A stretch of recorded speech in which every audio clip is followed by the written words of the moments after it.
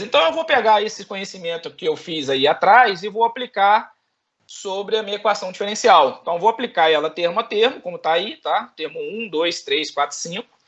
Esses termos, pela característica dele, eles vão ter alguns tratamentos especiais, mas o que a gente, de maneira bem geral, está fazendo nessa apresentação é o que? Olha, eu estou assumindo que meus solvers, né, meus modelos, todos são descritos, né, minhas físicas são descritas por equações diferenciais parciais. Então, eu estou partindo desse pressuposto e eu vou fazer o quê? Ah, beleza, como é que eu obtenho uma equação algébrica, então, para resolver e obter meu campo em uma geometria qualquer? Eu vou integrar essa equação diferencial. Eu estou fazendo o caminho oposto, você entende? O método de volumes finitos, esse monte de coisa que não seria necessário se você já partisse do caso mais fundamental, né, que é os balanços de massa, energia, quantidade de movimento. Né? A equação diferencial foi gerada através disso. Mas, enfim, isso é outra questão. Não sei por que eu estou falando isso. Enfim, eu tenho a equação diferencial e vou integrá-la, então, nesse volume VP. Note que a integral 3 e 4 já houve uma passagem aqui, então, para o pessoal aí que não está muito acostumado aí com volumes finitos, a integral original era a integral em VP. A integral em VP do divergente de U vezes φ, mas quando você aplica o teorema de Gauss, o teorema da divergência de Gauss, a integral no volume do divergente de um campo vetorial é a integral nas fronteiras desse volume do fluxo desse campo. Ok? Vocês devem ter... Acho que todo mundo aqui estudou isso, né? Idem aqui para o termo difusivo, tá? O teorema de Gauss foi aplicado aqui. Então, o que eu preciso fazer é transformar esse monte de integral aqui, nesse volume poliédrico, nas fronteiras desse volume poliédrico, em um sistema linear de equações que eu possa resolver para obter meu campo φ. Vem só. Ah, eu tranco a sol aqui, ela quer sair. Eu tranco ela lá fora, ela quer entrar. Eu nunca vi isso. Bicho danado. Tá bom? Então eu vou fazer termo a termo. A minha primeira integral, tá? O que é a minha primeira integral? Integral da derivada no tempo com o volume V. Aqui tem uma coisa interessante de ser dita, tá?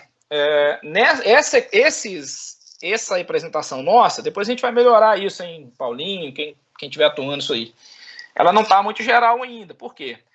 Essa variação, né, a gente assumiu aqui que essa derivada no tempo aqui, né, como sendo um campo, né, como é uma derivada parcial, você está derivando no tempo a posição constante, né? Conceito de derivada parcial. Depois é bom até a gente colocar isso aqui, ó, virar um parênteses aqui, XP constante, né? Porque é conceito de derivada parcial. Mas é a derivada parcial de φ com o tempo, mantendo a posição constante. Ok, a derivada é constante, mas nada me disse que esse volume não poderia variar com o tempo, tá? Então, aqui nessa apresentação, esse volume, para todos os efeitos, é um volume fixo. Ok? Então, se ele é um volume fixo, tá? A derivada no tempo, né, de uma propriedade vai me dar uma função, né, vai me dar a derivada de φ com o tempo, vai me dar um outro campo φ. E como a gente viu lá em cima, a integral de um campo, né? Como a gente viu aqui nessa integral aqui, ó. Estão vendo essa integral aqui? A integral de um campo φ é o valor do campo, o valor de φ no ponto P vezes o VP. A derivada de φ com o tempo é um outro campo, né? Teria uma outra letrazinha, tá? Que a gente chamou aqui de derivada, que é do própria derivada de T, a derivada do campo φ em T avaliada no ponto P. Tá? Então, essa derivada pode ser obtida por diferenças finitas, tá? A derivada de T, de φ no ponto T, a derivada de φ com o tempo avaliada no ponto P, se eu usar o esquema de Euler aqui para discretização, é o valor da propriedade no ponto P menos a propriedade no ponto P num instante conhecido, dividido pelo ΔT vezes o VP. Eu poderia ter usado outros esquemas para discretizar essa derivada, tá? Obtendo uma outra forma algébrica para essa discretização. Tá? E aí, Fernando, né, o que acontece? Né? Eu poderia avaliar esse termo aqui, ó, φP menos φP0 sobre ΔT de várias formas. Né? Eu poderia dizer que eu tenho uma estimativa para o ponto φP, né, ou eu vou integrar ela, tá, e obter essa derivada, né, em relação a ele, usaria 2 instantes de tempo anterior, né, ou eu posso deixar esse cara aqui o que a gente chama de implícito. Implícito significa o quê? Eu não sei quem é FP. Se eu não sei quem é FP, eu vou gerar um coeficiente VP sobre ΔP, né, que está multiplicando esse FP, que vai gerar uma contribuição numa matriz de coeficientes, né, de um sistema linear, que eu vou resolver depois no futuro para obter FP. Ao passo que o produto FP0 VP sobre ΔT vai me gerar uma contribuição nesse sistema linear no vetor independente B, que eu chamei de RP aqui. Portanto, a discretização do operador transiente, né? Então, o que eu fiz aqui? Ó? Tem várias coisas em cima dessa integral aqui, né? Vamos relembrar. A primeira coisa é que esse volume meu é um volume poliédrico. A segunda coisa, que esse campo φ e a derivada desse campo φ no tempo está alocado nesse ponto P, é avaliada nesse ponto P. A terceira coisa, esse volume aqui é fixo. A quarta coisa, eu usei nesse lado esquerdo aqui uma diferença finita de primeira ordem, né, segunda ordem de erro de segunda ordem, para calcular como é a derivada no tempo. Quando eu fiz isso tudo, eu obtive esse termo, né, esse termo algébrico.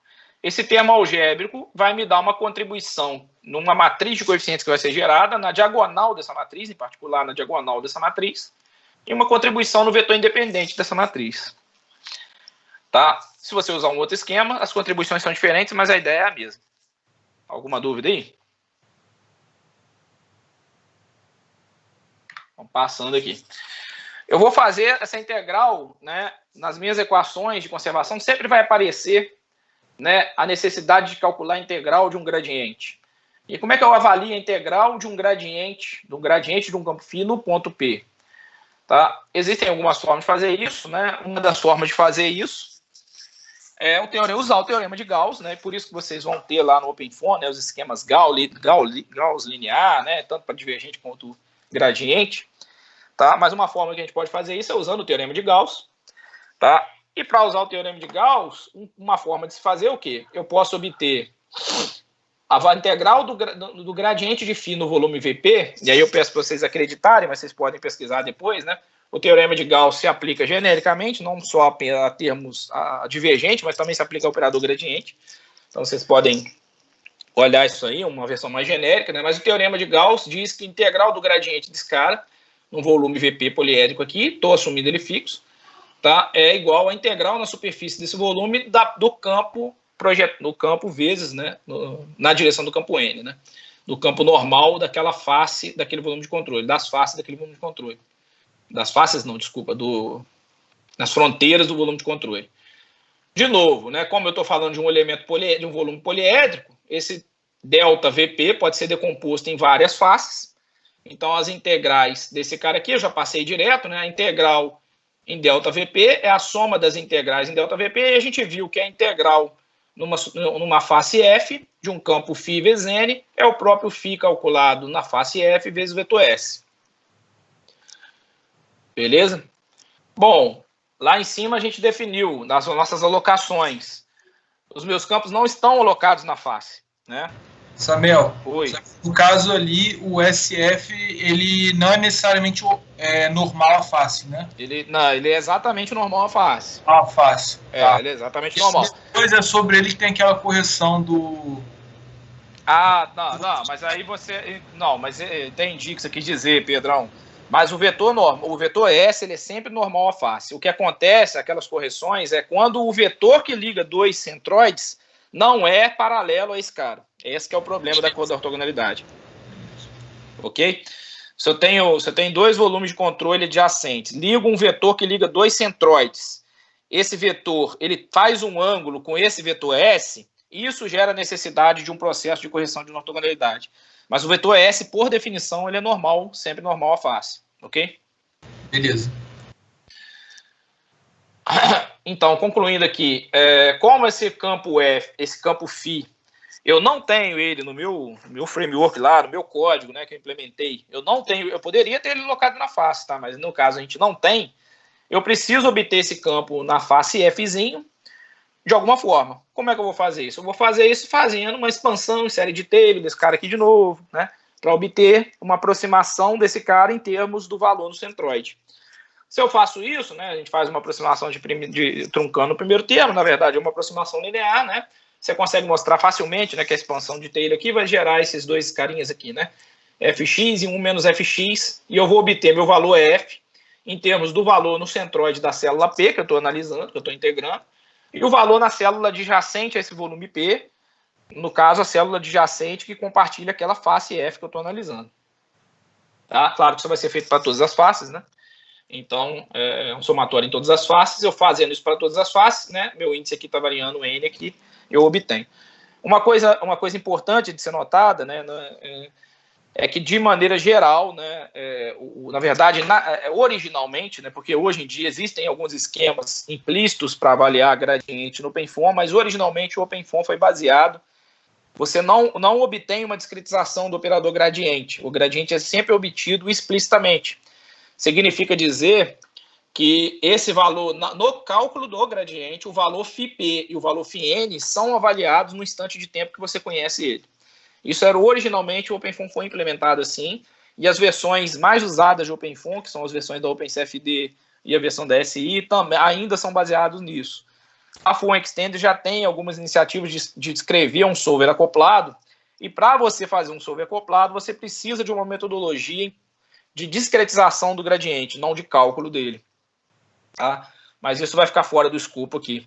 Se bem que essa ideia, estudar solvers acoplados é uma coisa que interessa bastante a gente aí para o futuro.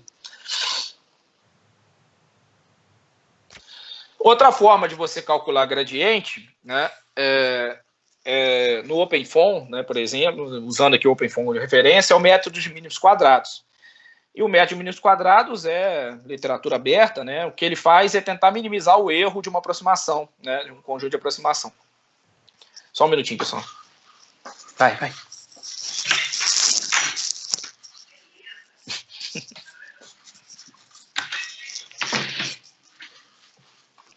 Pior que não tem nem como botar no mudo. Home office. Bom, mas enfim, o mínimos quadrados é baseado no mínimos quadrados. É uma ideia você basear o mínimos quadrados. E o que a gente vai fazer? O que está escrito aqui, pessoal? A ideia é você obter o valor do gradiente por minimização, né, de diferenças, né, minimização de desvios. Né? Que desvio é esse? É o desvio do valor, por exemplo, aqui imagina uma célula e seu volume adjacente, uma célula P e seu volume adjacente. Tá? Eu tenho um valor, enfim, N, num dado momento eu tenho um valor conhecido do valor do campo no ponto N, no vizinho. E, ao mesmo tempo, eu posso obter uma aproximação do valor no vizinho pela expansão em série, né, do meu campo φ em torno do ponto P. Concordam com isso? Qual que é o valor de φN obtido por aproximação em torno do ponto P? Aí é o valor da função no ponto P mais a distância, né, x menos xn, né, que é o vetor dn, projetado no gradiente de φ avaliado no ponto P. Então, isso que está dentro do parênteses aqui é o valor, é o φn barra, né? É o φn barra, que é o valor de φn obtido por uma aproximação em torno do ponto P. Se eu fizesse, cara, para todos os vizinhos do ponto P, somar esses desvios quadráticos ponderado, né, o peso Wn, que é o inverso da distância, ou seja, se eu somar todos os erros, todos esses desvios, somar os quadrados de todos esses desvios ponderados aqui pelo Wn, eu gero um valor, né, um valor de erro quadrático, eu defini aqui como EP2, tá, que eu quero minimizar. A questão é, esse cara aqui, da forma que é, linear, tudo bonitinho, a minimização desse cara aqui acontece com essa fórmula aqui, ou seja, se o gradiente em P for calculado dessa maneira, sendo o Gn definido assim, eu minimizo essa função. Eu minimizo esse erro, desculpa. E se eu minimizo esse erro, se isso aqui é a forma que minimiza aquele erro, né, os erros quadráticos, eu tenho uma forma de avaliar gradiente de P importante, com erros de segunda ordem.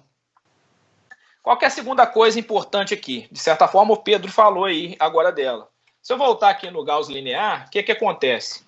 No esquema de Gauss, eu obtenho uma aproximação do gradiente, certo? A integral do gradiente, em termos de valores nas faces dos elementos. Isso significa que eu preciso obter um valor por interpolação linear na face F.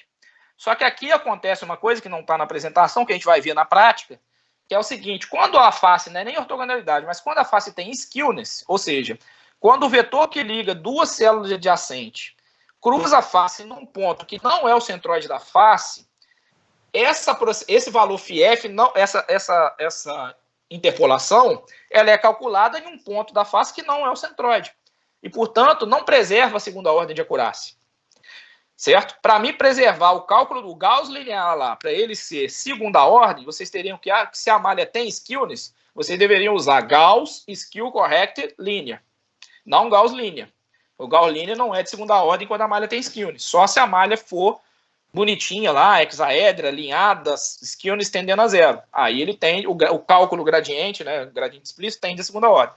Se você tem skewness na malha, essa integração de Gauss perde a acurácia. Tá? Se é relevante ou não essa perda de acurácia é outra questão, mas ela perde a acurácia. Tá? Isso não acontece aqui. E aqui, em nenhum momento, quando você segue o least squares, você precisa obter um valor na face.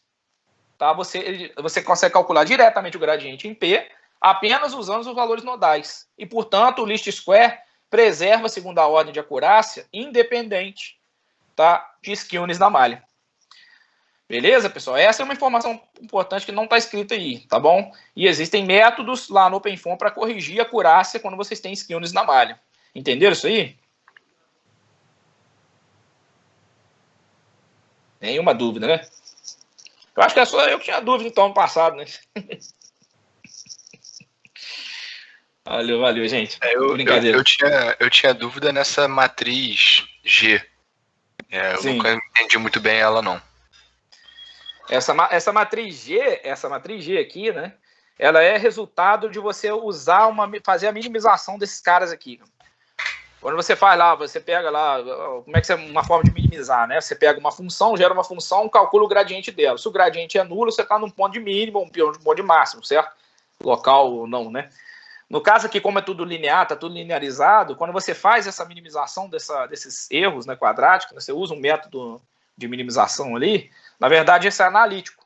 A forma funcional que sai dessa minimização é essa forma para o gradiente aqui, onde G é definido dessa forma. Essa passagem, Pedrão, não está sendo feita aqui. Para ser bem honesto para você, eu também teria que pegar e botar no papel, pegar aí um livro aí e fazer isso.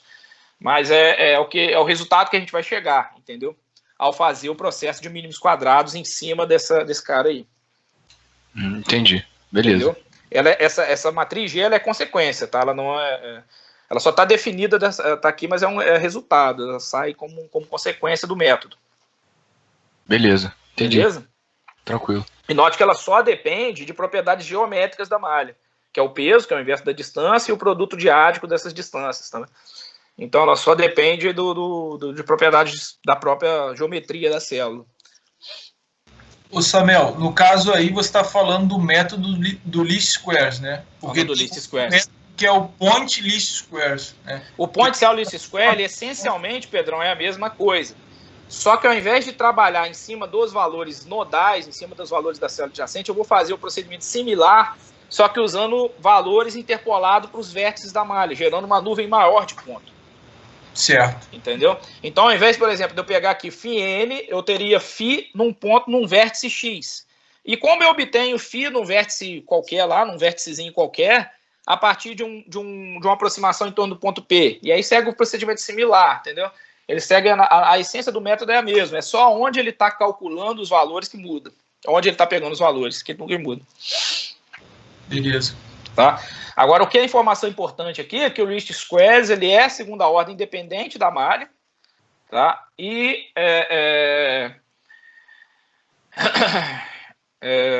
é isso, né? E normalmente ele é mais estável que o Gauss linear, particularmente para malhas também não muito alinhadas e tudo mais. O Gauss linear começa a ser muito vantajoso quando sua malha está muito boa, tá? Quando a sua malha tem uma malha tetraédrica, não estruturada, com bastante não ortogonalidade, skewness, você já começa a ficar muito mais interessante você usar um método baseado em mínimos quadrados. Para vocês terem uma ideia, não sei se vocês já usaram o Fluent é default. Se você bota outra coisa, ele pede para você botar least squares. De curiosidade, tem no user guide do 2006, né? Tem lá uma relação de diferentes métodos para gradiente e diferentes métodos para divergente. E aí no divergente ele compara duas malhas, né? Uma hexaédrica, outra tetra. E no gradiente ele compara uma malha toda tetra, né? E o least squares e o point least squares são os que têm a melhor performance. Sim, vão dar uma solução bem mais smooth, com certeza. Bah, aqui eu vou falar um pouquinho, nesse próximo slide, fala um pouquinho aqui do conceito de limitação. Eu não vou entrar muito em detalhes, porque intenção, a gente, quando chegar lá na frente e for avaliar de forma mais prática, a gente entrar mais a fundo um pouquinho em como são definidos esses limitadores, como eles funcionam. Tá? A gente tem a expectativa de fazer isso mais lá para frente. Mas a essência da limitação... Só um minutinho, pessoal.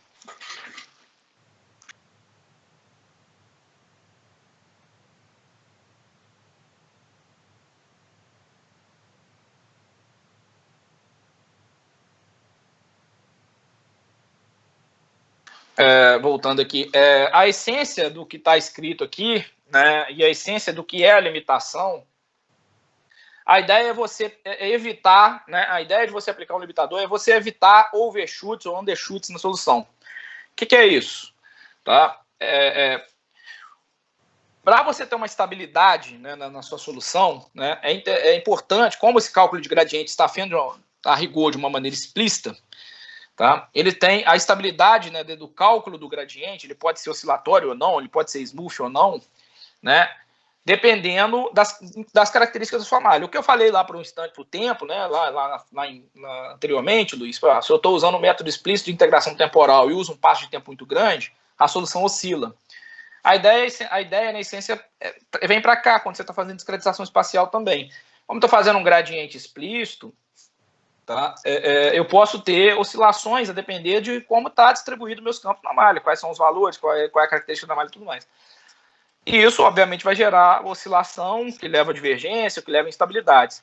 A ideia é você obter, né, através de limitações, garantir que você vai ter uma função monotônica, né? Ou seja, você aplica uma limitação para garantir monotonicidade dos cálculos de uma propriedade a partir de um dado gradiente.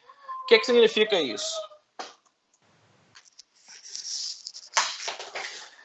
O que significa isso? Eu quero obter o campo suave, né? Eu não estou falando do gradiente. Só que o campo, né? Eu quero o valor num ponto X qualquer do espaço, eu vou obter ele a partir do meu ponto P. Então, eu vou usar uma série que vai depender do gradiente, né? O valor no P mais gradiente no ponto P vezes a distância.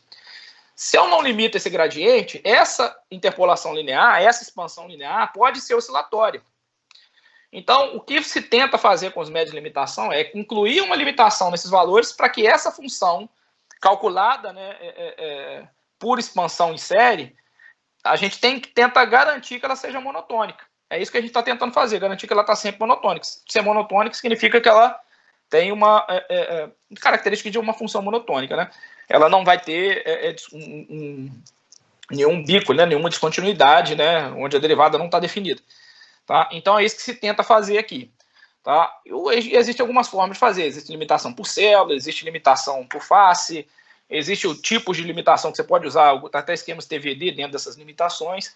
Então, depois a gente vai falar melhor disso, mas a essência do que a gente quer fazer eventualmente, quando a sua malha está com uma característica muito ruim, quando você tem gradientes muito fortes, para você obter soluções mais estáveis, em detrimento de acurácia, tá? O ideal era você não ter que limitar, até para você manter a ordem do seu método, a acurácia do seu método sempre maior possível.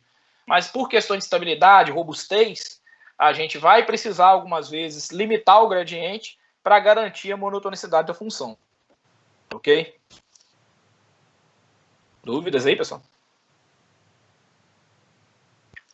Eu tenho uma dúvida, Samuel. Claro. Quanto a essa questão dos limitadores. Essa limitação, tipo assim, eu cheguei a fazer uns testes pequenos, em alguns tipos de tutoriais, assim, mais pontuais. Só que quando você está atuando com o limitador, essa limitação da monotonicidade, ela atua no espaço de uma vizinhança de uma célula, naturalmente de tudo, mas, ou assim, eu ainda consigo capturar comportamentos não monotônicos físicos, digamos assim. Ou eu usar esse limitador vai tirar também... Entendi já o que você quer falar, João. Não, você tem que garantir monotonicidade na vizinhança do ponto de acúmulo da sua expansão. Imagina uma expansão... Espera aí, só um minutinho. Que raio de bichinho danado. Como é que eu posso tentar te exemplificar isso daí, João? Nas proximidades do ponto, no ponto, fugiu o nome que a gente dá, né? Mas no ponto da expansão. A sua solução pode ter um escoamento compressivo, pode ter uma descontinuidade, você quer capturar isso, é física, né? Como você está falando. Não é disso que se trata. Imagina, por exemplo, você pega uma função qualquer e tenta fazer uma expansão em série daquela função. O que a gente vê, né? O que a gente sabe disso? Quando você extrapola, né, os limites daquele cara, você é uma série de Fourier, por exemplo, você vê que chega perto da fronteira, ela começa a oscilar. Já viram isso? Já viu esse tipo de comportamento? Já vi. É isso que a gente está tentando eliminar. Tá? É esse tipo de coisa que a gente está tentando eliminar. Eu estou tentando aproximar uma função que é, a princípio, suave, dentro daquele limite que eu estou trabalhando, só que o meu método numérico gera oscilação. Essa oscilação que eu estou tentando evitar. Entendeu? Mas, o Samuel, tem outra dúvida aí. Opa, desculpa, João, te cortei. Não, tudo bem. É só pra fechar, então. Em termos práticos, eu poderia usar esse operador, essa forma de discretização, por exemplo, para um caso onde eu tenho realmente uma descontinuidade. Né? Isso não vai tirar a física do meu equipamento. Sim, exatamente. Exatamente. Você quer limitar oscilações de caráter numérico. Ou seja, eu quero ser fiel. A minha interpolação, eu quero fazer peraí, só eu tenho que tirar esse bichinho daqui, gente. Peraí.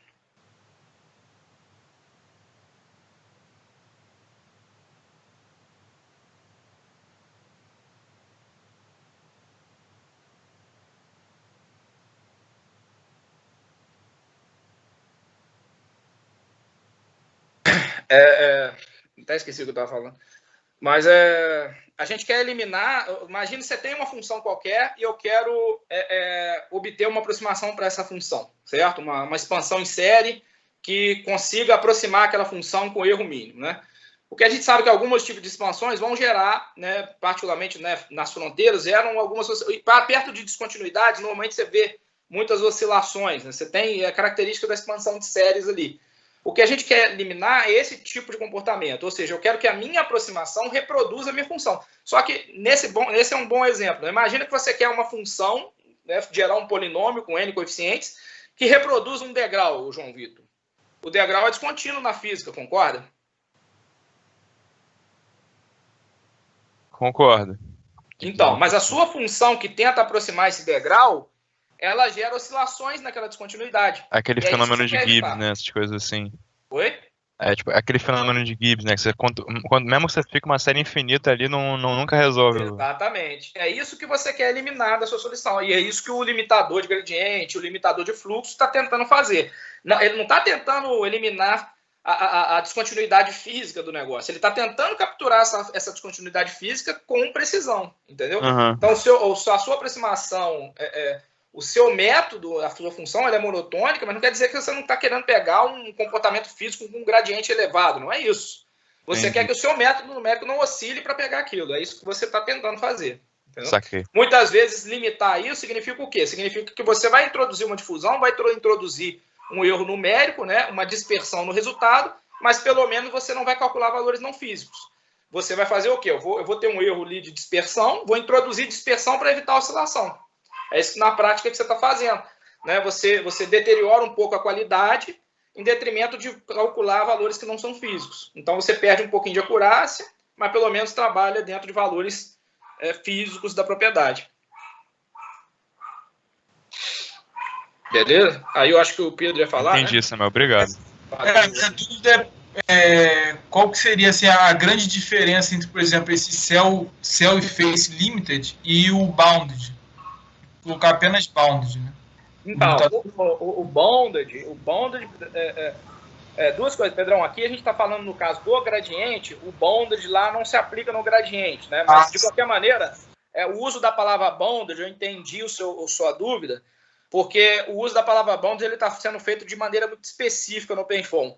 Quando a gente fala de bounded, né, você falou para o bounded de variáveis turbulentas, ele é um tipo de bounded que o OpenFOAM usa lá para tentar eliminar alguns valores não físicos de energia cinética turbulenta, que não pode ser negativa, dissipação de epsilon também, que não pode ser negativa. Eventualmente, o método numérico calcula esses valores negativos, e aí existe um bound lá dentro que é um bound bem simples, inclusive, né?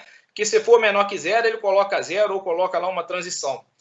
Tá? Isso é um tipo de bond que o OpenFOAM faz. Esse tipo de bond aqui que a gente está falando, que é manter o negócio bonded aqui no gradiente, que é limitação, é tentar manter a monotonicidade. O bonded que vocês aplicam lá no divergente é uma outra coisa, é uma outra ideia, que eu vou falar depois, mas só para dar uma palhinha.